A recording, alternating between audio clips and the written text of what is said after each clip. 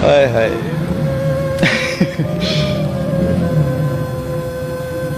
इस तो कुछ नहीं कर सकता। आज पूरी रात नींद नहीं आनी।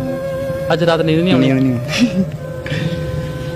कहता बेचैन था इस कदर के सोए ना रात भर, पलकों से लिख रहा था नाम तेरा चांद पर। पलकों से लिख रहा था नाम तेरा चांद। मोहब्बत जो आपने कर ली है वो होगी आपको होगी। खत्म।